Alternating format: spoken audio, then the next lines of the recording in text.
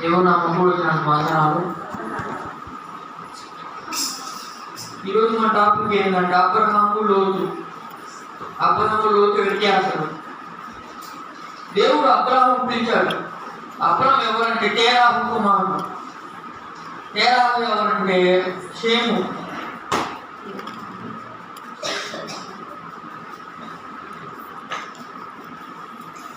షేము సంతానం అబ్రహాం వచ్చింది. షేము ఎవరు తెలుసా? నోవహు కుమారుడు. షేము, హాము, యాఫేతు.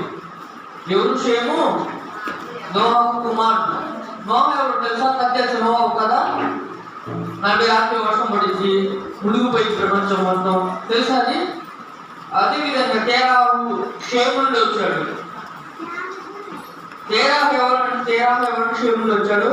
అబ్రహాము నాన్న తేరాహు. మరి ఒకరోజు అబ్రహాము ఏ పని చేస్తారంటే విగ్రహారాధన చేస్తాం. విగ్రహాలు అమ్ముతా ఉంటాడు అబ్రహాము. ఒకరోజు దేవుడు అబ్రహాము పిలుస్తాడు. నేను చెప్పే ప్రదేశానికి వెళ్ళమంటాడు. అబ్రహాము చెప్పే ప్రదేశానికి వెళ్ళమంటే అబ్రహాము విశ్వాసంతో వెళ్తాడు దేవుడు చెప్పే పట్టణానికి కోసం. కానీ లోతు ఎవరంటే తేరాహు ముగ్గురు కుమారుడు. తేరాహు ముగ్గురు కుమారుడు. వాళ్ళు అబ్రహాము, నాహోరు, హారాను. వీళ్ళు ముగ్గురు కుమారుడు. లోతు ఎవరంటే హారాను కుమారుడు. లోతు హారాను ఎవరు? చివరి వాడు. అదే ఉందా? హారాను చివరి వాడు. హారాను కుమారుడు లోతు. ఈ లోతు వాళ్ళ చనిపోతాడు. లోతు వాళ్ళ హారాను నాహోరు చనిపోతే అబ్రహాము లోతును తీసుకొని వాతావరణ పట్టణానికి వెళ్తాడు.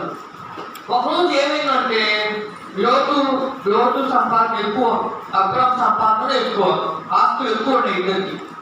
ఒకరోజు ఏమైందంటే లోతు గొర్రెలు కాపర్లు, అబ్రహాం గొర్రెలు కాపర్ గొడవ అయింది. ఇద్దరు కలిసి ఉన్నారు. అర్థమవుతుందా? ఇద్దరు కలిసి ఉన్నారు కానీ విడిపోతారు ఒకసారిగా ఇద్దరు. ఎందుకంటే గొర్రెలు కాపర్లు గొడవ అయింది. మీ గొర్రెలు అటు వెళ్తున్నాయి, మేము వెళ్తున్నాం గొడవ. ఈ వీళ్ళ జీవితాలు తెలుసుకోవాల్సింది ఏంటంటే అబ్రహాము విడిపోతారు ఇద్దరు. అబ్రహాములోతో అంటాడు, నీకేం కావాలి? ఈ ప్రదేశాలు నువ్వు అంటాడు, నువ్వు ఎంచుకో అంటాడు. లోతు నేను ఎంచుకుంటాడు చెప్పండి. సొదొమ గొమొర్రా పట్టణాలు ఎంచుకుంటాడు. అబ్రహాము దేన్ని ఎంచుకుంటాడు? విశ్వాసంతో ఉన్న పునాదుల పట్టణం యెరూషలేమును ఎన్నుకుంటాడు. యెరూషలేముకు సాదృశ్యం పరలోకం, లోతు సాదృశ్యం నరకం. లోతు పట్టణం చూడగానే సుందరంగా కనపడింది అన్నమాట. పట్టణం ఏ పట్టణం అని చెప్పండి? సొదొమ గొమొర్రా పట్టణం సుందరంగా కనపడింది. దాన్ని చూసి లోతు సంతోషపడ్డాడు. నాకు ఆ పట్టణం కావాలి, ఆ పట్టణం నేను నివసిస్తాను వెళ్తాడు. కానీ అబ్రహాము దొరికిన పట్టణం ఏంటి? పునాదుల పట్టణం. అంటే లేదుగా విశ్వాసం చూడాలి. హల్లెలూయా. అది లేదు అక్కడ. అది ఎడారి ప్రాంతం. కానీ మన విశ్వాసం చూసారా? కొంచెం మన పట్టణం కడతారు అక్కడ యెరూషలేము పట్టణం.